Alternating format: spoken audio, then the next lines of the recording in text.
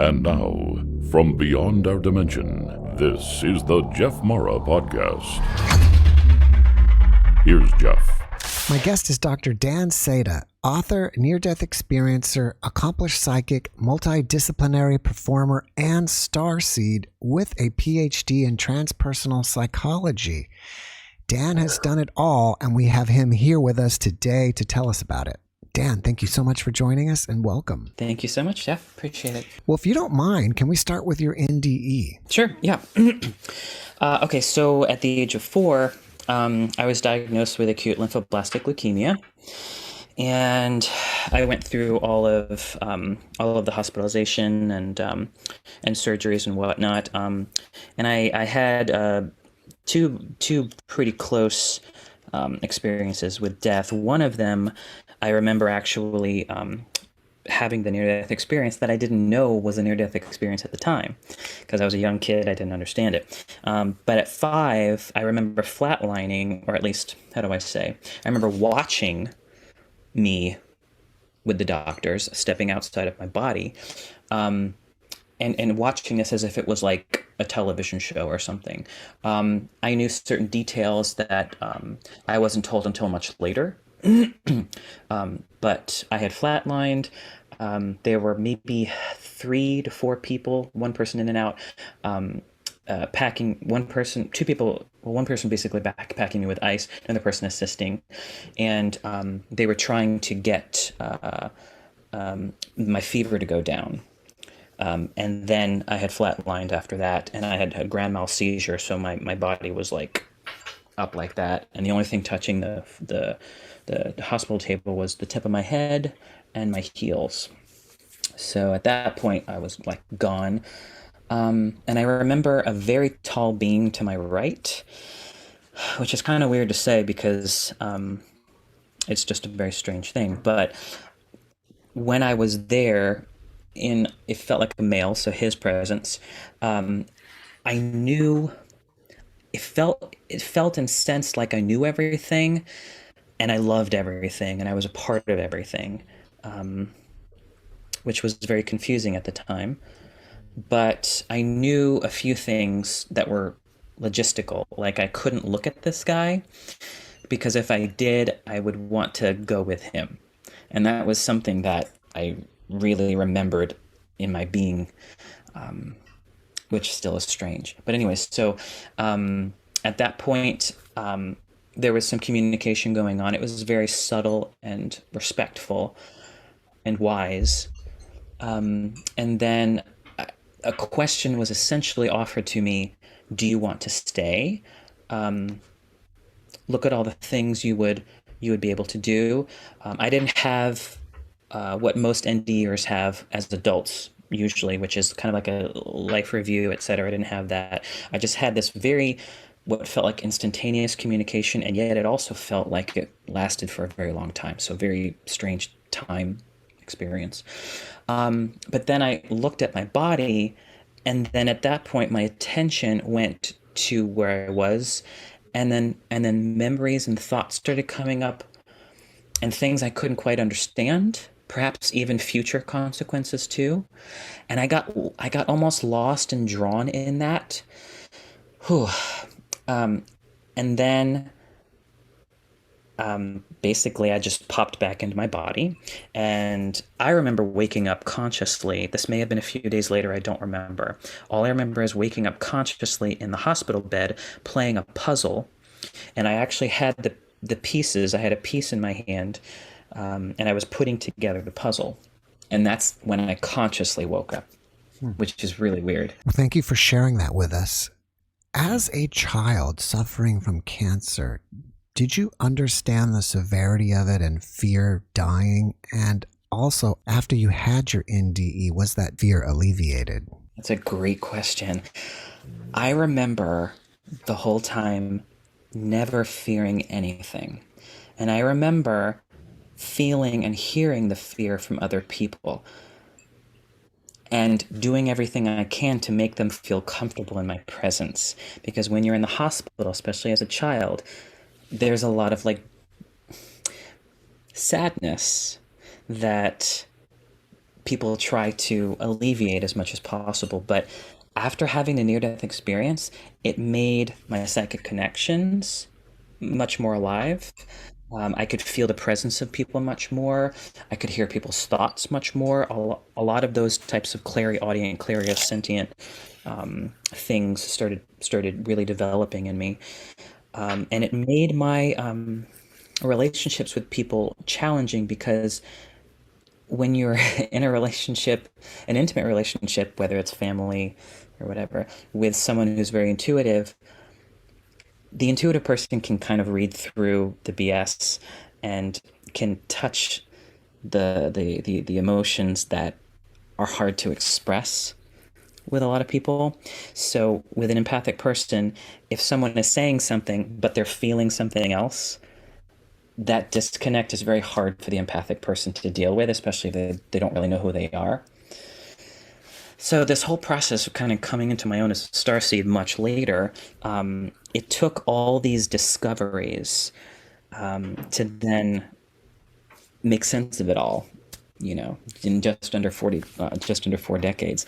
But yeah, it was a very interesting thing. I do hope I answered that question. If you don't want to mind asking it one more time. You did answer it by saying you never feared death.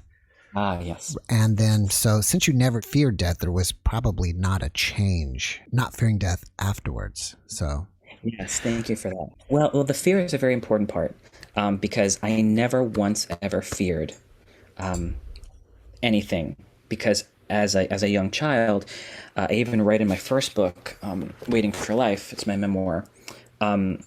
There was a point when I was at the hospital and I saw a person who was actually passing away, and I could feel them just before they were passing away. And I went to their room to try to see if they were okay, and I wasn't afraid of it, but I could feel the fear and the sadness from the parents who were in the process of losing the child, who were actually precluding me from entering into the room. So these types of things were very interesting to me. I could feel my mother's fear a lot when I had cancer, much more so than I think she ever really was aware of, because it's very fearful being a parent of a child with cancer. But I never feared. And I'll also say something too. I call them my team, like my guides and stuff. I've always had a very close relationship with the other side, and I never got any sense of fear from them whatsoever. And so even during all this craziness going on, people ask me very often, are we going to get out of this? What are we going to do? And stuff like that. And I'm just like, there is no fear. Fear is an old paradigm. Focus on what you want to experience, and you will be a part of this transition that is happening right before our eyes. So. do you think you had no fear because this was part of a contract that you made to suffer this before you actually came to this body? I knew you'd be asking good questions. Wow. Yes, I have to admit that. And that does tie into the Starseed experience, the Envoy experience, that I have only recently understood as of maybe the last 2 years or so. But actually, good promo here for the new book, Chronicles of an Arcturian Envoy. I will be talking about the Starseed experience. But I do really believe in the contract. I believe so much that we are magnificent souls that go far beyond simply the material. I went so far extreme at one point. I was doing yoga, meditating a lot, doing all this very enlightening, evoking things. And then I finally realized that the body is very important. Finding that middle ground between these supposing extremes of the duality that we're experiencing. But at the very core, what is the ultimate truth? It is that energy is neither created nor destroyed, it's merely transferred. And I look at that energy as the soul and the fractal of source, which I write about in the book. But this contract, which I think a lot of us might not necessarily be consciously aware of, happens to all of us. And those of us who recognize our Starseed or Envoy or even walk in experiences, I think we know that contract a little bit more, because when you're consciously aware of like the preciousness of life and the purpose, your own purpose, when you connect more to that, your awareness goes into that, and it's aligned with something greater than yourself, and so it just almost leads you. That's why oftentimes my guides are always with me, even stepping into a meditative practice of recognizing their contractual obligations to my experience as well, where we're all working together to accomplish a certain mission. I think that being aware of that contract is really important to being a human right now. You mentioned earlier that when you were talking about your psychic abilities, you used the word more, which means to me that you already had them. Did you know you already had them before this experience? Before the NTE? Yes. I was a very young child, so, and I even have memories. I write about it in my memoir. I do have memories of before I had cancer, but they weren't as potent. So I guess, to answer your question, having a near-death experience, every time one, it's weird to say, every time one dies in a lifetime, they do advance very spiritually, psychically, etc. It's just, ask most NDEers, and they'll sort of have a similar story about that, where there's certain abilities that they can kind of tap into a little easier. Was it always there? Perhaps. Maybe the near-death experience helped it become uncovered. Maybe. I'll also say something too. I asked my guides a few years ago, I was like, why did I have cancer? And the answer I got was pretty prolific. They said something like, having this genetic mutation experience assisted the process of the genetic modification that was necessary to experience the ascension process at a quicker state, so that then I would be able to assist other human beings during this critical time. If that makes any sense. That makes sense. So, yeah. I mean, that leads me to more questions. Oh, are we in the ascension yet, since you have this ability to help people? Are we there yet or not? That's a great question. I guess the answer might be twofold. Is the ascension an outcome, or is the ascension a process? I look at a lot of things as processes, and ascension is a process. I believe we're already basically in the fourth density. And I say density versus dimension, because there's different densities within a dimension. But I say that we're already in the fourth density, and that those of us who are experiencing the turmoil and the extreme dualities of the third density are simply holding on to outdated paradigms, in my opinion. And I don't mean that judgmentally, but we have such a capacity now that we are on the winning path. I don't know kind of what you follow and stuff, but the light has won. A lot of the dark, regressive things, that species and beings that were in control. Turn that light back on. That were in control of our universe and our planet are no longer here, and those who still are just hanging on tooth and nail. The light has won. We have so many more light workers and starseeds coming out now and becoming activated, because now's the time. And it is very interesting, because I fought doing social media for a long time. Those of your audience who choose to find me on social media, you'll find I only have just a few friends, because I deleted everything during the madness that was occurring the last few years.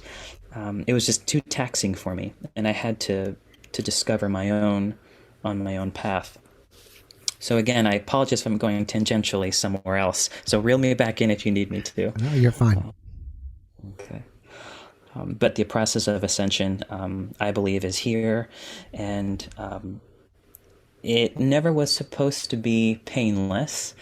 Any real growth does require discomfort, levels of it.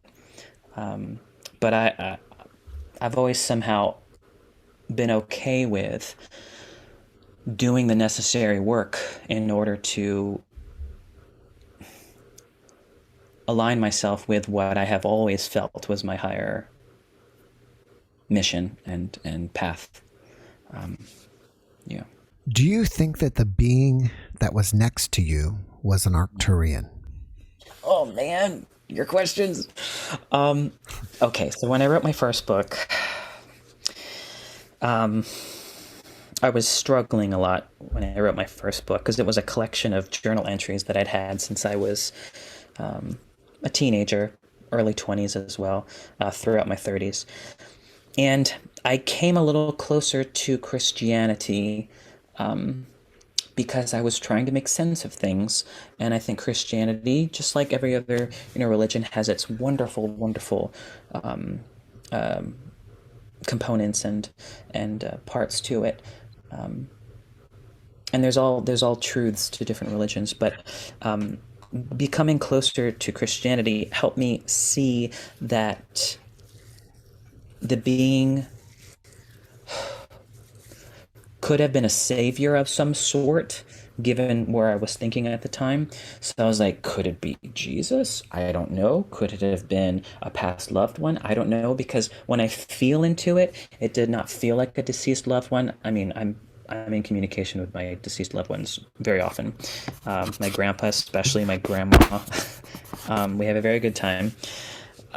Anyways, and it didn't quite feel like the Jesus kind of composite character.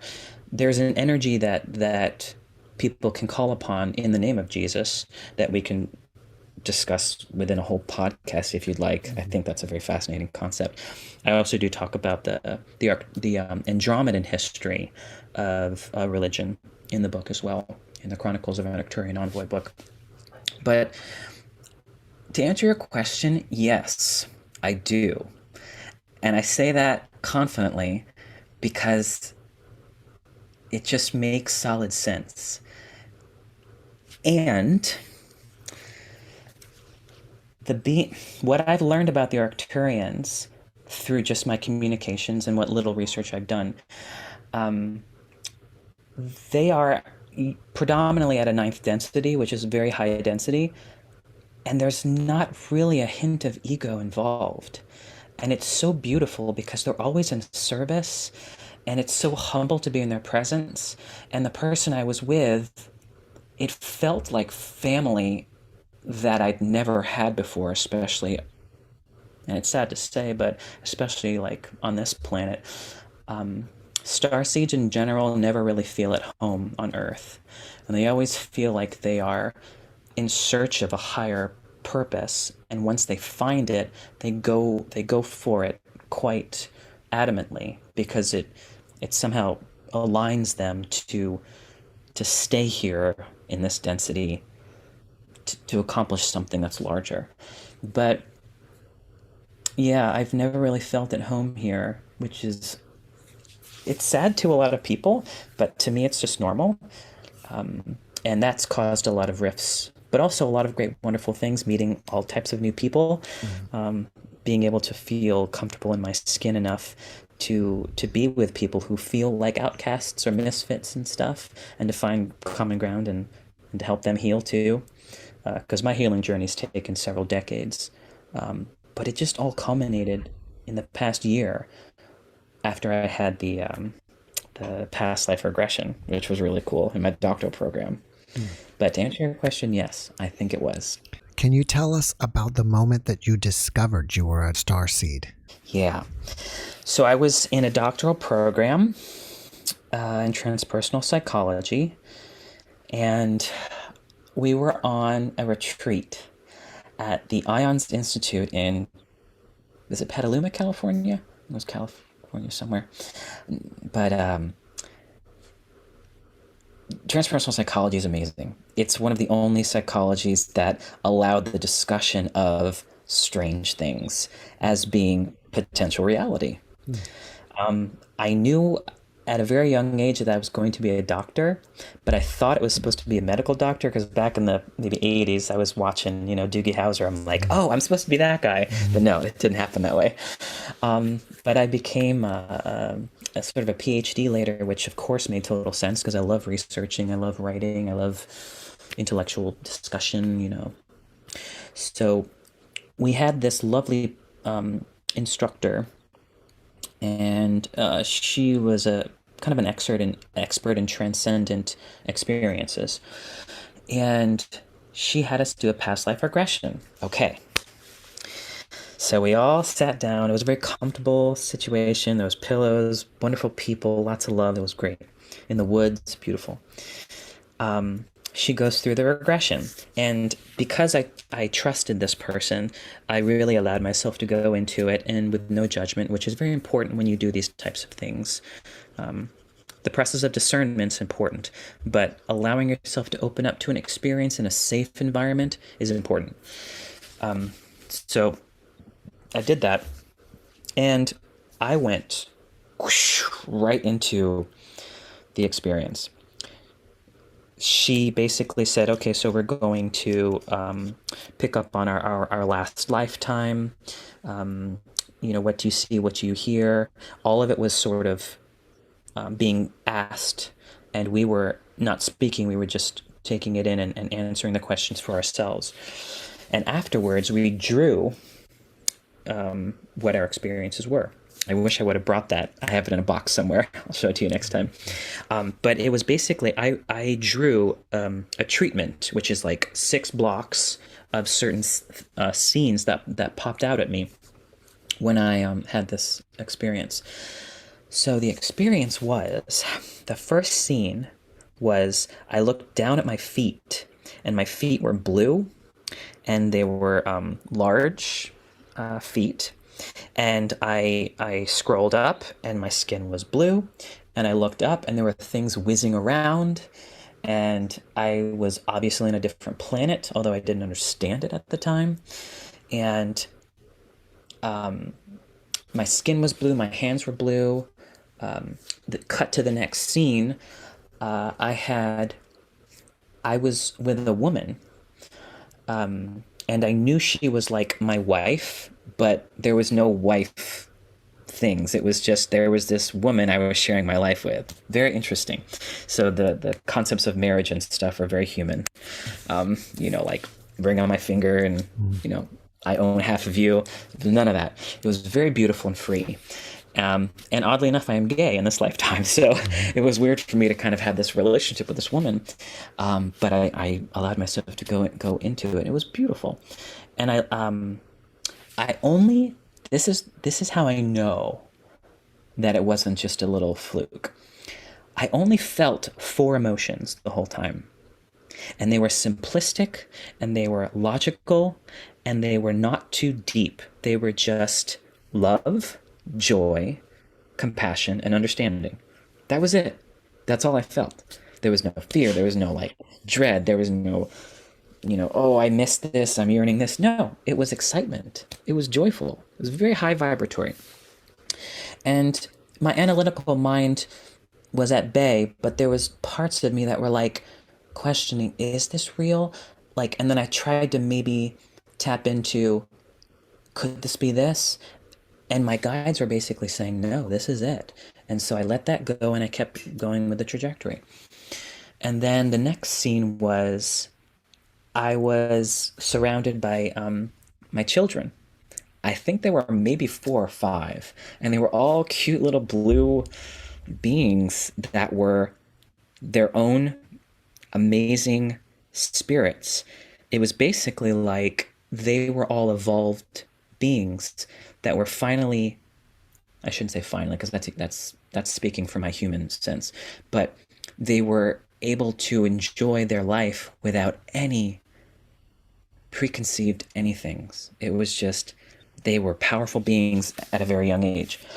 Now, the next scene was, I was on a slab, a stone slab. It looked like a stone slab. There was writing on it, and but it wasn't human writing. It was these shapes and stuff that I didn't quite need to understand. I just had the picture. This is my first past life regression. I had a past life experience before that maybe we can talk about, but this was a full-fledged practice, you know. And I was on the slab and I was essentially dying. Now I say this in quotes because the consciousness from that perspective is different than the human consciousness. Understanding it from a human perspective, I was dying, but me as the being knew that where I was going was very important, and that I was going to go up to the stars because I was staring at the stars and they were very different. There was different things going on, and my kids were joyfully sort of playing around me, and the woman I was with at the time was right there. But my focus was on this envoy experience that I figured out later. Crazy to say. I knew where I was going was very important, that I would be among the stars is what I kind of knew. I knew I had a job to do, and then I knew I'd be back. And I knew somehow that I wouldn't be at a loss. My children wouldn't be at a loss. Again, this is the human way of understanding it, because there was only those four emotions, and the thoughts were very simplistic, yet quite high in vibration. Have you heard of starseeds before this happened? Well, I heard of light workers before, like that was kind of a 90s term that kind of went into the millennia. Starseeds, not completely. I didn't make sense of my experience at the time. Hold on a minute. This was maybe 2017 or 2018. So I had maybe tertiarily heard a little bit about starseeds, but I didn't understand what that was. So then after that experience, did you just think, okay, I must have lived on a different planet? When did you put it together that not only did I live on another planet, but I'm a starseed and I'm here to help this planet? It's almost embarrassing to say that I didn't understand it. Why? Who would understand that, especially since you were in a world of academia? Yeah. You know, my whole life I've felt so odd and strange, and it all kind of makes sense, but I think a part of me didn't want to believe that that was real. However, the experience was absolutely real. And when I told the teacher afterwards, I told her, I was like, I just had the craziest experience. What do you think? When you broach the subject of ETs and aliens and stuff to anyone that doesn't know, you know, that it's absolutely real, it's hard to get the right feedback or advice. So what she basically said was, you know, see what you get from it, write it all down, and maybe you know, meditate on it and do some research on it, which of course that's what you do as a doctoral student. All you do is research. And but then I started researching a little bit. There was another student in my program that kind of called herself a starseed, and so we had a bit of a connection because we had enough time to talk and debrief about our experiences. And usually the starseed experience is interesting because it's fraught with a lot of like extremes often, where you tend to trailblaze a lot, and you tend to always see things really different than most people, and you and also too, depending on the race that you're from, you can be perceived very incorrectly according to your intentions, if that makes sense. I will say the Arcturians, I first didn't want to believe that I was an Arcturian starseed. I wanted to be like I wanted to be. I was like, no, maybe I'm an Andromedan starseed. And I say this because I asked my guides many years ago when I was living in New York City, why do I feel so weird? I just don't feel right in my skin. Who am I? And they would say arc. And I'm like, what does arc mean? I don't understand what you're talking about. Arc. They would just say arc. And I was like, oh my God. So I was thinking Arc de Triomphe. Maybe I'm French. I don't know. And then I heard the word Andromeda. And I think that they said that because it was looking a little bit at Alex Collier's stuff that I then started realizing, oh, do you know Alex Collier? I'm familiar with the name. He's an author. Oh, he's wonderful. Yes. I'd love to meet him someday. But he was really prolific as a Starseed envoy for the Andromedans back when it was not very popular. So he was a big trailblazer back many decades ago. I had no idea about this guy until very recently. And when I started researching his stuff, I was like, this makes total sense to me. And so I was kind of hoping maybe it's Andromedan. I don't think it's Arcturians, because what I researched about the Arcturians is they are very intellectual. They can be perceived as a little what is the term? Because I wanna get the adjectives right, but a little cold, a little intellectually cold sometimes. But that's not what I got from the Arcturians. I got all love. So then I started researching heavily more into the Arcturians, and Elena Danaan is an excellent envoy. Reading her book was just beautiful, and I read the chapter, the little section on Arcturians, and I was like, that is it. That's it. Arc.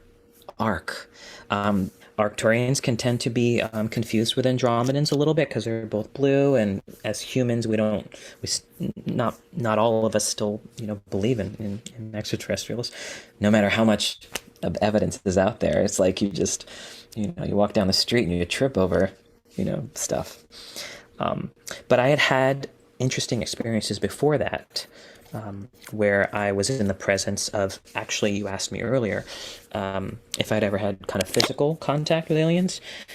There was one time where I do believe I was in the presence of, I think it was a Telosian or a Tal. I think it was a Tal, because they were basically studying me. And I know it's weird to say, but I was in New York City at the time. Do you mind if I go into this story? No, not at all.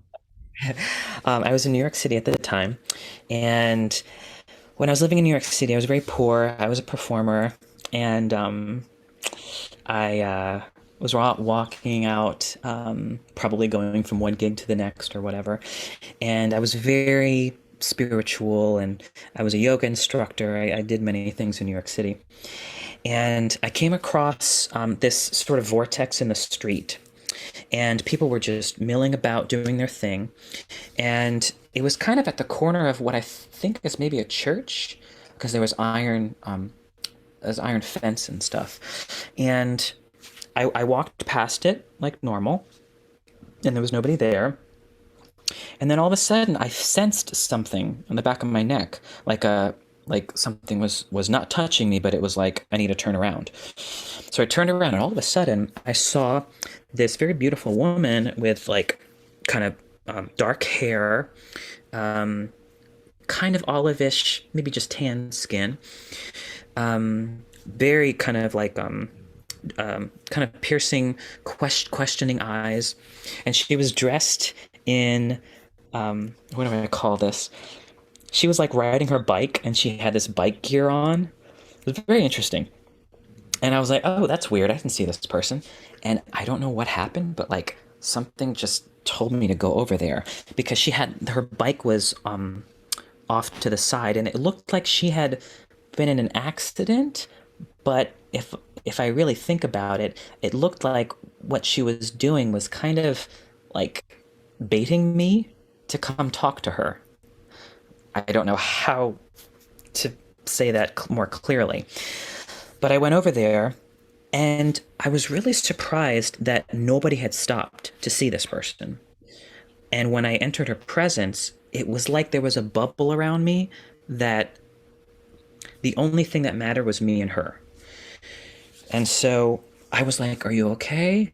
Um, and it was, and as a performer, as a trained performer, I can kind of tell when people are quote unquote acting, and she was kind of fishing. It was weird, and she was like, "Yeah, yeah, I'm fine. Yeah, I just had an accident or whatever," she said, and I was like, "Oh, can I call the police?" She goes, "No, no, no, don't call the police." And I go, "Well, is there anything I can do for you?" And I could hear her thoughts, and it was like she was puzzled as to why I was helping her. And at that point, I stopped, and I don't know what propelled me to do this, but I got on her level. I bent my knees and sat in kind of like a seated yoga position, just sort of being with her because I was at her level. She was on the ground, and she was very curious about me, like, what is this guy doing? But the thoughts weren't so much human. They felt a little higher. Strategic is what it kind of felt like. And so I just had this interesting conversation with her, and I kept trying to pull it to, I need to help. I need to do something for you because you don't seem well. And she really just wanted to be in my presence. And so, as a New Yorker, you learn how to survive and how to protect yourself. So there came a point when I finally was like, well, there's nothing else I can do. We've had this lovely conversation, but you don't want my help. So maybe I'll just leave. And she kept trying to pull me to talk more. But after a while, I just said, if there's anything you need, please holler, let me know. And when I was leaving her presence, it felt like I was leaving out of a bit of a bubble. I had realized that I had been kneeling on the pavement in front of a church on like a Tuesday. I even forget when it was. And nobody had stopped. Nobody had said anything. I heard nothing but her voice. It was very strange.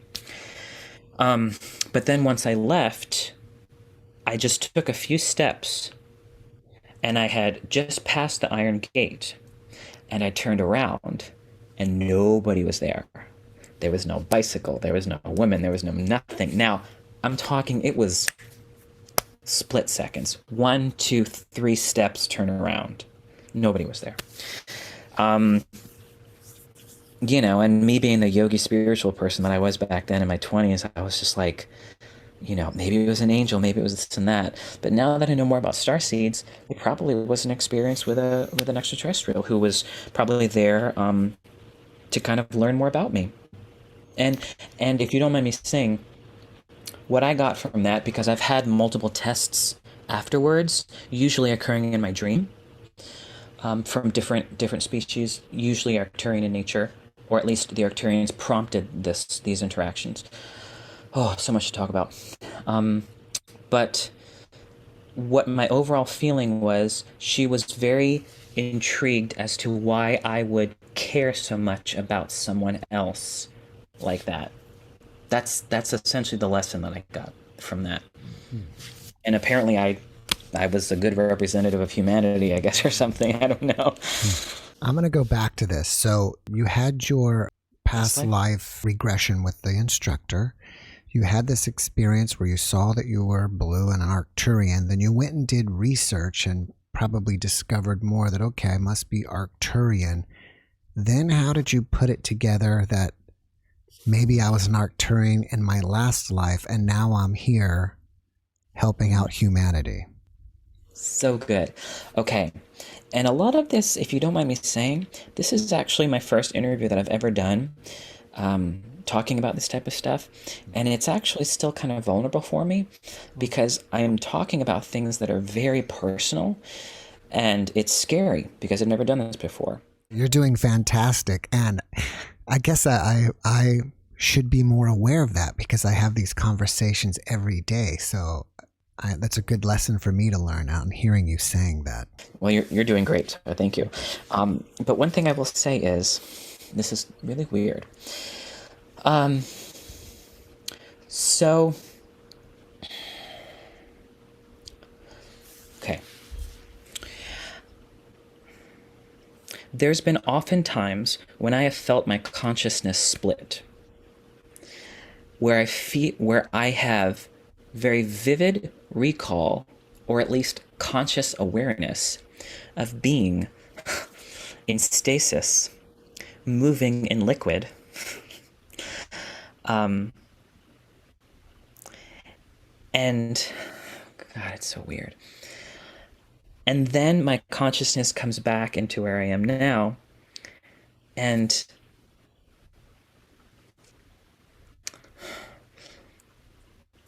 I then ask myself, what was that? Was that me trying to make sense of things? Was that something seeping into my consciousness?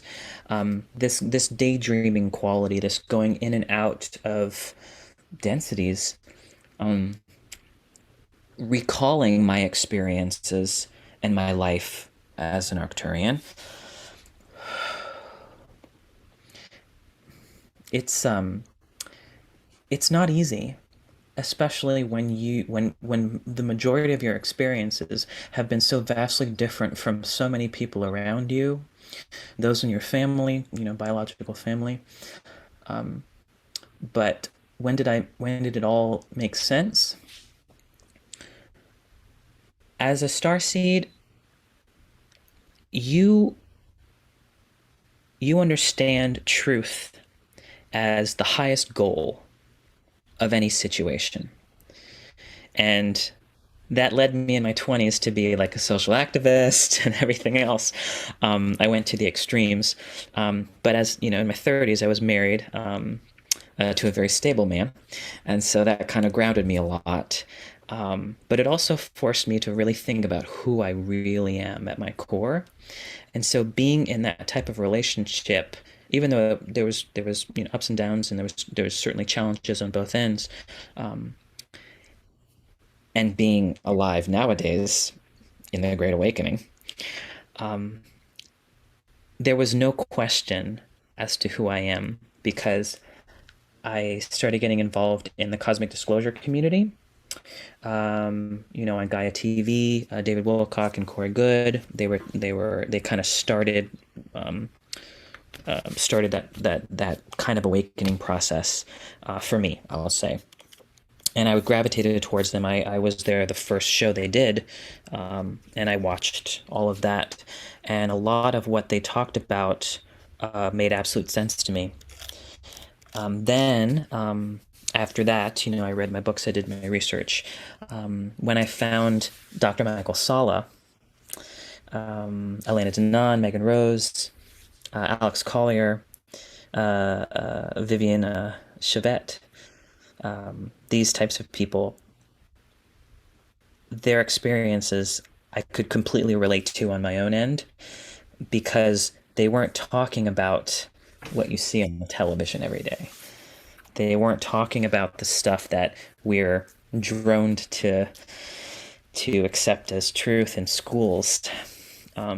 They were talking about the things that I had always known and had always felt. And it's almost like the community is broadening now, where so many of us are waking up, and there's really no stopping it.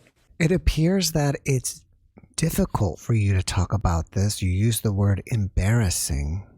What do you think was more difficult in your life, coming out to your friends and family that you're a gay man, or as a starseed? Yeah, that's a really good question. I don't really think I came out to my biological family that I was a starseed, because they would never understand that. It was hard enough for them to understand being gay. But I've had a chosen family who, and my in-laws, my parents-in-law are very Christian, and I love them very much. And they've actually been much more accepting of me in my totality than others.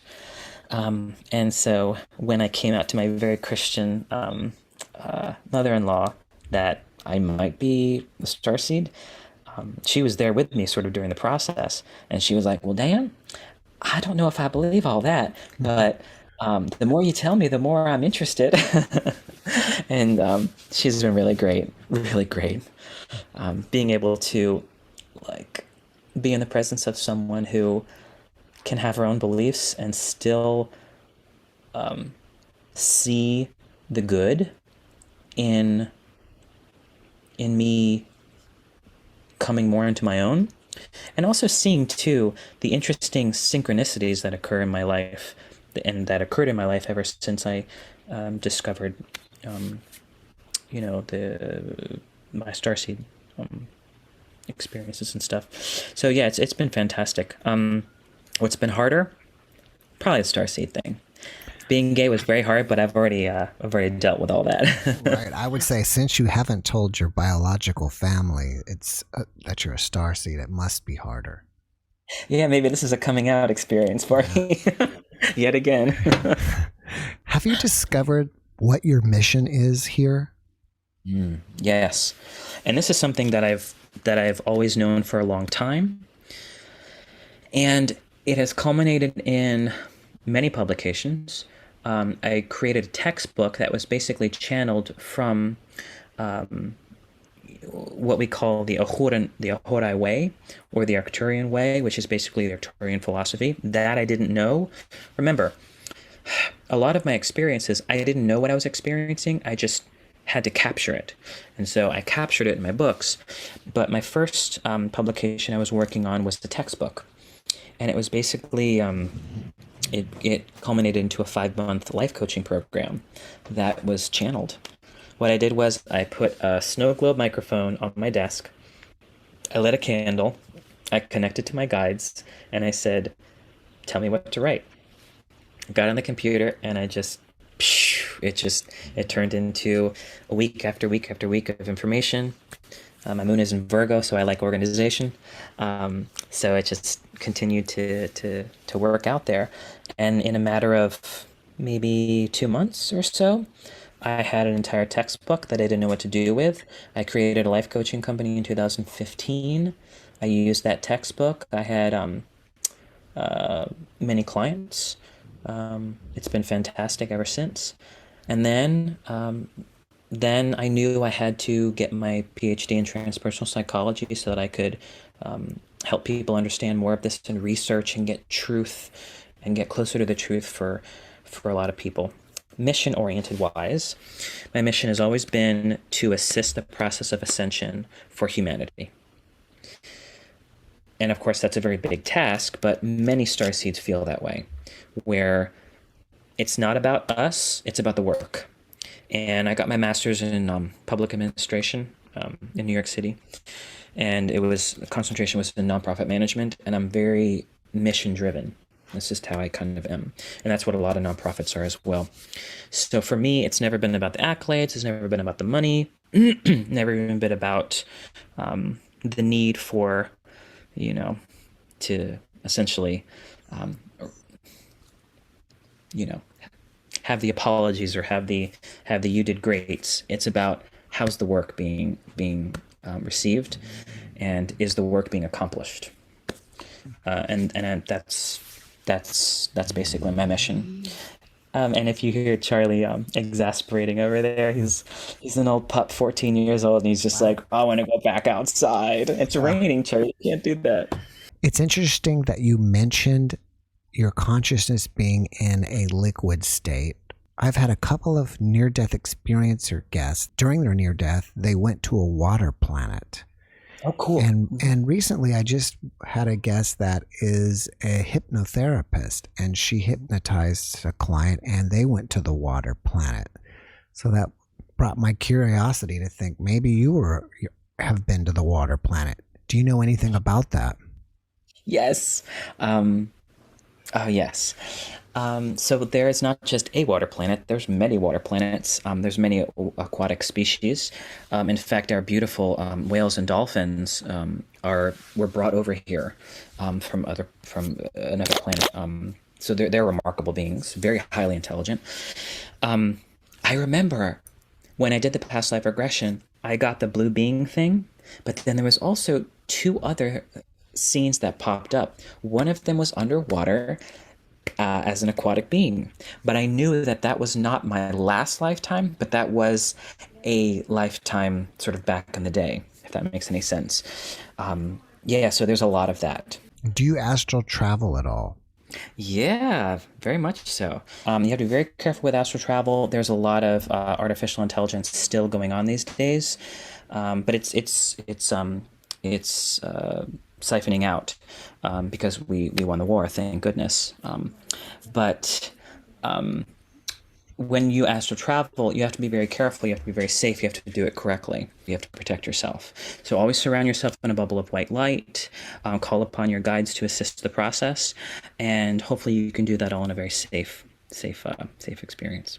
But yeah, whenever I do that, I tend to gravitate towards more of the light planets, the higher vibratory places. And also too, like there's a spiritual realm that's attached to the Earth matrix. Every planet has its own matrix. So the realms of angels and spirit guides. That's definitely a part of our experience. But I think that I've had more of an understanding of what I consider to be a higher truth for myself when I started getting more into my starseed nature. When you do astral travel, how do you do it? Is it from meditation? Yeah. Um, yeah, actually. I meditate a lot. Um, but also too, in the dream state, do you ever had lucid dreams? I'm not really sure. I mean, a lot of times I'm dreaming, and then a lot of times they're usually like stressful dreams. And I realize this is a dumb dream. Why am I dreaming this? And maybe I'll think about something else. Good for you. Yeah, that's like part of the lucid experience, and then you can kind of change things every once in a while. But it almost kind of feels like you're daydreaming, but you can feel different sensations much more clearly. Um, when when you're astral traveling, you usually encounter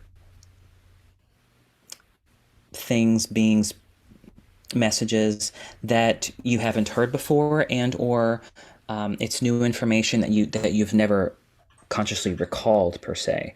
So it's a little different than just sort of the imaginal sense, where usually when we're utilizing the imaginal sense, we're recalling things from our past or things that we've already experienced kind of here in this current lifetime. Astral travel really gets you to almost just be an observer of some totally different environment. And have you ever had other guests talk about how they astral travel with kind of guides or people there with them, or are they usually alone during the process? I think they're usually alone, but I know at least one of them, or I think of at least one of them, that they'll meet people when they're doing it. Okay, cool. Here on this planet? Well, just wherever they're out in the astral, they'll meet other beings. Oh, cool. Okay, yeah. Yeah. Yeah, there is that. Might I say, if you don't mind me saying, there were two experiences recently that I guess you could say I was astral traveling. Um, this was before we knew we won sort of the war. Um, just before. I was brought up on a ship, I guess you could say. It's kind of weird to talk about. This was two times. The first time was the Mantis Beings. You ever heard people talk about the Mantis Beings? Yes. I've heard that they're very peaceful. They're wonderful for the most part species. But whatever experiences I've had with Mantis have not been very good because it feels like they're trying to get in my head, and and I kept having to preclude them from doing that because I didn't like the way it felt. I could see their faces, I could see all the little things moving, and I was brought up on a very metallic ship, and I was in a very kind of smallish, it seemed, small room because my purview was very narrow. I couldn't see around me. And the being was basically trying to get in my head and try to like, I don't know. I didn't have the best, I didn't sense the best motivations. So, so I left that scene. I astrally traveled back. And then the last time I encountered what I believe was an Orion gray or a reticulan, something like that. But this is crazy. The being was kind of shorter, And it looked at me, and I knew to be emotionless because I knew that they could kind of read my mind, or at least hijack certain things. So I was very emotionless. And it came right up to me, and it put its head on my chest and hugged me. And I thought that was the weirdest thing. So I didn't give in because I didn't know their intentions, and I had researched some of these beings before, and again, I didn't know which one it was. I just knew what I was seeing, and it hugged me, and I still stayed emotionless, but I at that point didn't know what to do. So then I came back from the astral travel. But those are my two experiences with those two races, and I guess you could call it astral travel because if I could feel the physical sense, and I could feel and hear like I normally do with the emotions and the thoughts and stuff. You're saying that the light has won. Do you foresee any time in the near future full disclosure of aliens? Yes. Yes, I do. But I will say there is going to be partial disclosure because that's what the agreements have called for. But this is going to be a very huge year. I mean, do you know anything about the Artemis Accords, the Jupiter agreements? Mm-mm. Oh, goodness. Okay, a little slight plug. If you're interested in learning more about the Starseed experience and the Great Awakening and the Cosmic Disclosure, please check this book out. We do talk about it. The main character is in contact with a galactic being represented by the Galactic Federation of Worlds, and there's a lot of good information that is told about where we are and where we're headed. But yes, absolutely. Again, this goes back to the fear thing. I'm not afraid. I never, hardly ever been afraid. Once you die once or twice, once you have an out-of-body experience, which, by the way, I talk about in my memoir, I got hit by a car, a speeding taxi when I was living in New York City. And the same being, I'm telling you this, the same being I felt next to me when I was 5 in the near-death experience was the being that picked me up when I had the out-of-body experience. I hit the car, flew in the air, smashed my head on the concrete, and slid. That is not what I experienced, but that's what my body experienced. I felt the same being, the male, pick me up and place me down on the ground. And I told that to my doctors in the emergency room who were picking glass out of my head and concrete and stones out of my head. That is what I experienced. Now, I do write about it in the memoir, and it does go through play by play what I was experiencing at the time. Because it was kind of like strobe light, kind of gamma brain waves. But I felt no pain. I felt nothing but bliss in the arms of my protector. That's fantastic. Yeah. So that's why a part of me was thinking, like, who knows? Is this Jesus? Is this whatever? But now that I know more about my Starseed experience, I know that was definitely my team. Guests come on and say that they have guardian angels. So why couldn't your guardian angel be a starseed? Absolutely, especially if you don't feel like you are from this Earth matrix. It makes absolute sense. Mm-hmm. All right, Dr. Dan, I am over time with you. This hour just flew by. So before we go, you've showed us your books. Tell us again the titles and where we can get them. Yeah, sure. Thank you. So these both are on Amazon. This one here is my memoir. It's called Waiting for Life. Waiting for Life, a cancer survivor's story of death, humor, and love. This was kind of a coming out for me. This was kind of more my human experience. It's very funny. It's also very poignant and very sad and very inspiring. This one here is Chronicles of a Victorian Envoy. This is my newest book. It is basically hard science fiction, I guess you could say. But it kind of has to have that fictional aspect to it for, I believe, for this information to be palatable for mass audiences. And it's fun. You go on a journey with this wonderful character, who, by the way, is named Dr. Charles Forthright. So it has a little bit of me, a little bit of my dog Charlie in it. And he meets this wonderful being, and he comes into his own in many ways. And you see him living the Great Awakening. Might I say, I know we're out of time. I wrote the book 20 chapters in 20 days. Wow. The book was essentially channeled.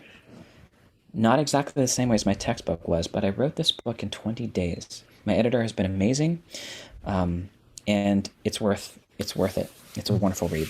Do you have anything else that you're working on that you want us to know about? Thanks for asking. This is the first in a series of 3. The next book, the book 2, I don't want to say too much, but there's going to be a lot more off-world experiences in book 2. And book 3, we'll see where that takes us. I have a feeling we're going to know more about this galactic being in the 3rd book, and maybe what their experiences are. So we'll see. After watching this podcast, people may want to reach out to you and ask you questions or chit-chat with you. Are you open to that? And if so, how should they reach you? Yeah, thanks for asking. Again, I just opened up all these social medias, so it's a big deal for me. I have, I think, my own YouTube channel, so I think this might be the first video that'll be put on there, if that's okay. So I think it's Dr. Daniel A. Seda, or Daniel A. Seda, PhD, something like that. So that'll be there. My website, danseda.com. My life coaching business, multiviewing.com. You can find me on Facebook now.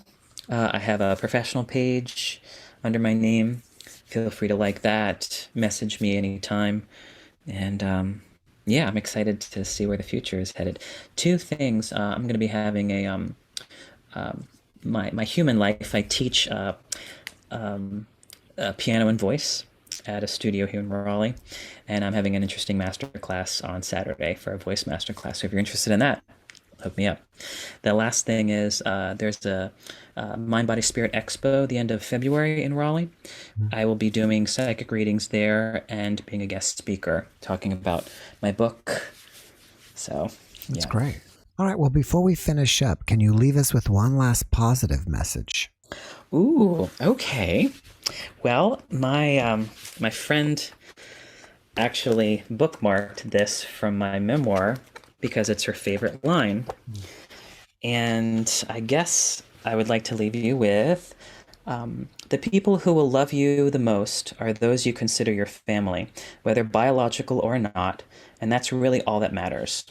So meaning, sometimes family is not always biological and or biologically tied to this planet, but as long as we are able to discover more of our authentic selves and come more in tuned, in lined with our soul purpose and mission in life, I think those who are your chosen family or your family tend to find you, and it just continues to grow the community.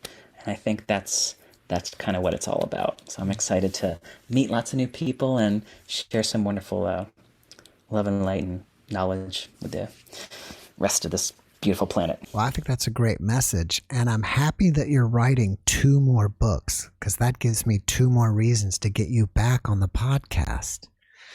Awesome. So definitely reach out to me when you get your next book out, because there's a lot more that we didn't even get to. Yep. And we can catch back up. So Dr. Dan, thank you so much for being my guest. I really appreciate you, and I wish you massive success in whatever you're doing. Thanks, Jeff. You too. Thanks. All right. Have a wonderful day. Okay. Bye. Bye-bye.